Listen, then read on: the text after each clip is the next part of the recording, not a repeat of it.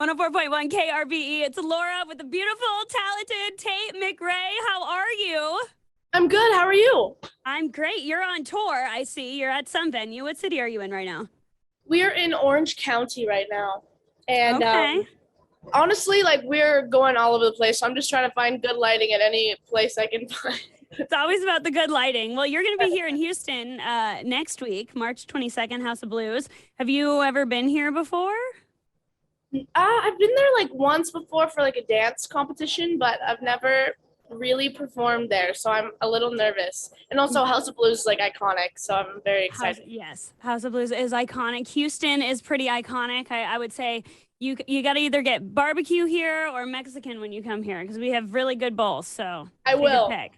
And I love that you brought up dance because I think that's something people don't know about you. And I actually started following you on TikTok like years ago.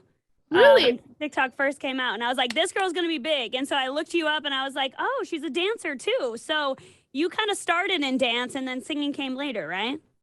Yeah, I was a dancer when I was 6 years old. My mom was my dance teacher. So I genuinely thought I was gonna grow up and be like a backup dancer or a ballerina or something. So it was very interesting when like the shift happened. But I feel like, at the end of the day, like I'm so happy because I get to do both of them. And that's just like such a big dream of mine. So I'm very grateful. That's really cool that your mom was your dance teacher when you were younger. Like in classes, was she yelling at you more or less than the other kids? Way more. Yeah. Having having a mom as a coach is the most stressful thing ever. It's like real life dance moms. Literally, that's what it's Yeah. like.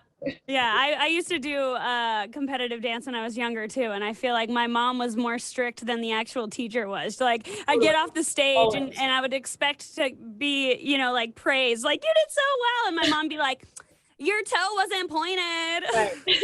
No, always. It's the dance moms are the craziest. Does your mom still do that now? Like, does she still critique you?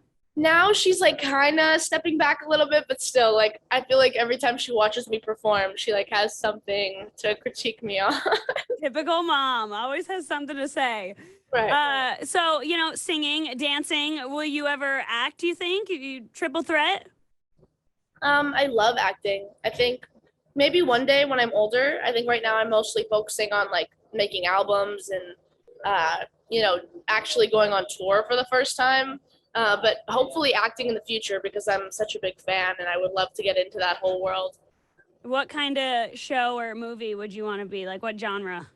um, I would want to be in like a drama, like a really like a Vampire Diaries kind of Ooh. situation. Yes, I love that. I love that. And you mentioned the album, which you've been teasing like crazy all over social media. When are we getting it? I'm actually announcing it super soon, like way sooner than anyone is thinking. Like And today, right now in this interview. like right now. No, I'm really excited because the whole track list is done, and we just finished like the intro, and we're mastering everything right now. So it feels like real, but it's also like the most terrifying thing ever. So I'm kind of scared. Are you playing, some of the new songs on tour? Can people expect to hear some of the newer stuff in Houston next week? There's one song that I actually played last night. That's a new one. For the first time, it was very like spontaneous. So I'll see if I like still play that on the rest of the tour or not. Okay. Okay. Something I love that you do, because I do, like I said, I follow you on TikTok. You have this relationship with your fans that I think is so unique because you show so much of your life and you are one of us and you do the TikTok dances and, all the trends. And I just think, more artists should do that because it makes you relatable. It makes people want to get to know you and see you as their friend. So I applaud you for that. Thank you. I think honestly, I think it's just because I feel like I'm like a normal person. Like even though I'm like on tour and like you could say that like I'm because I release music, it makes me like any different. But I always will like never not think of myself as being like a stupid, annoying person that's just like fucking around all the time. So this literal tour bus is driving me insane. I want to. I'm like, You're who doing it on is purpose driving it? now. You're like, I'm gonna have a firm conversation with you later. But yeah, me and my friends just like love making TikToks. It's so fun, and I think that I don't really see what's embarrassing about it or see what's like. I think it's just like a fun thing to do, and like we all have a good time doing it, so we just like post them all the time. Oh yeah, for sure. I mean, there's a different trend every day, so it makes it Right. easy, you know, just to hop on the bandwagon. Which you have a new song coming out where there's a trend. Girls are crying, and you've been reposting some of these videos, and I think it's so crazy because you haven't even dropped the song yet. Right. And you know the trends just pop off, and you're already getting all these people using the sound, and we don't even know what the name of the song is. Right. So it's awesome. Thank you. I think it's always very reassuring because these songs, like for me, are very so personal and so like I would think I'm like annoying if I was like a high school friend listening to it. Like I'm like, oh, she's so dramatic. You know what I mean? And but I think that these songs are so vulnerable to me that it's very reassuring when I see like other people relating to it on TikTok or on social media. So it's like a relief a bit when people are like tell me they're connecting with it and stuff. So that's why I like to tease it just so I'm not so nervous. No, I love that though, because then like She's All I Want to Be, literally that song was stuck in my head before it even came out. And I was like, I need the song. Like where is the song? And then, you know, you had the whole dance with it too, which you ended up putting in the video. I attempted it. It's too fast for me. I'm too old now. I can't do the dances. Kind of hard. It's kind of hard not to lie. It is. It's like a lot of this and this. Like I can't. Got it. I gotta keep practicing. Did you make that dance up, or did someone else make it up on TikTok? So my choreographer Michelle made up like the choreography of the dance, and me and Finley, one of my best friends, like basically just went into my room that night and made it like a TikTok version, and it was fun. And then you ended up putting it in the video, which I thought was really cool. Yeah. Was like, how did you kind of come up with the idea for that video? Like, I almost feel like it was based off the dance.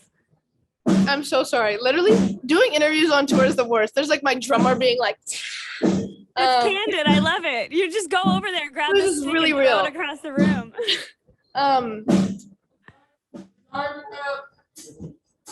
Sorry. Sorry. What was the question? I don't even know. We were talking about the video for She's All I Want to Be. Yeah. Did you have kind of the idea for the video in mind? Like, I feel like the dance was such a big part of it. You did a whole dancing theme, which I love because it describes you.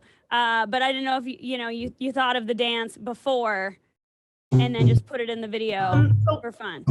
Yeah, we were choreographing. My choreographer like choreographed it specifically for the music video, but it was all like kind of a collaboration because me and my mom were actually the two to think of this idea of like chorus line.